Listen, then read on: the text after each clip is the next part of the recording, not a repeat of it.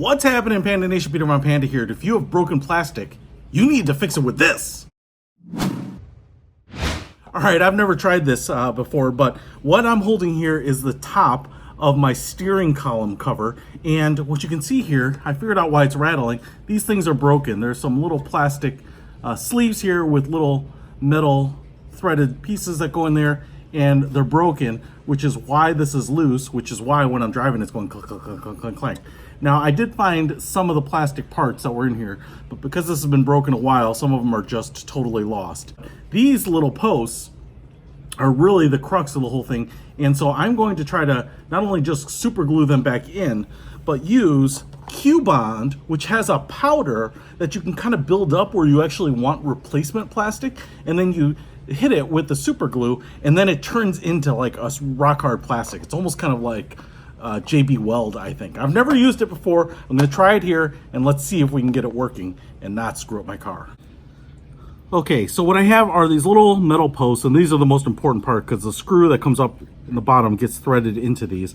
And I do have both of those, so that's good. The problem here is that they screw into these little plastic sleeves, and much of that is missing.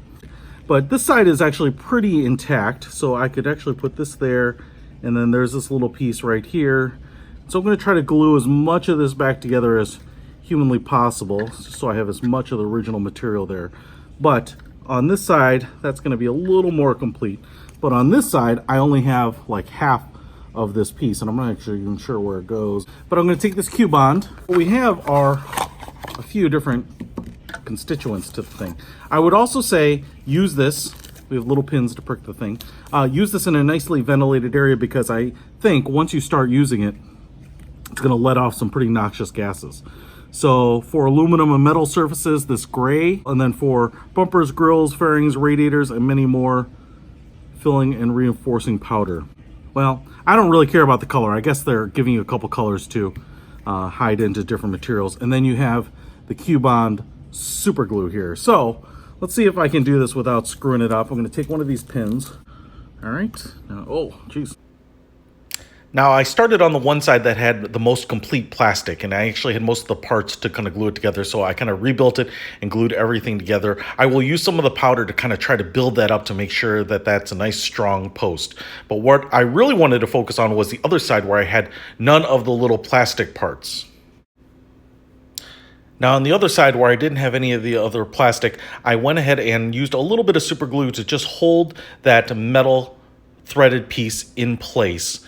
And now I am going to try to build up the plastic with that powder around it and really kind of cement it in position. What I really want is more support around it. That's why I'm going to take this filler here. And this should be a little powder. Getting the top off this little powder bottle was actually pretty tough. I needed a pair of pliers to do it. And what you can see here is we've got this black powder. Now this powder is going to be the base of the material, and then you're going to hit it with the super glue. Now I'm going to try to use this little piece of paper here, this folded piece of paper, to kind of direct the powder a little bit. So I'm going to put some powder in here. Looks just like graphite powder. Wow.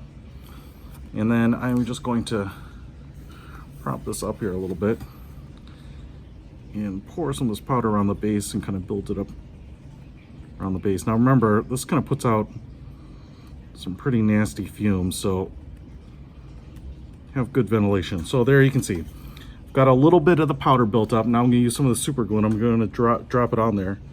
And what I think that's going to do is it's going to create a reaction and kind of turn it into hard plastic. I can see it smoking there. And that plastic is going to be wicked hard. So it's really going to be a pretty permanent fix. Okay, so now I'm going to let that sit there, and then I'm going to try it on the other side too, because I kind of want to build up powder all around it.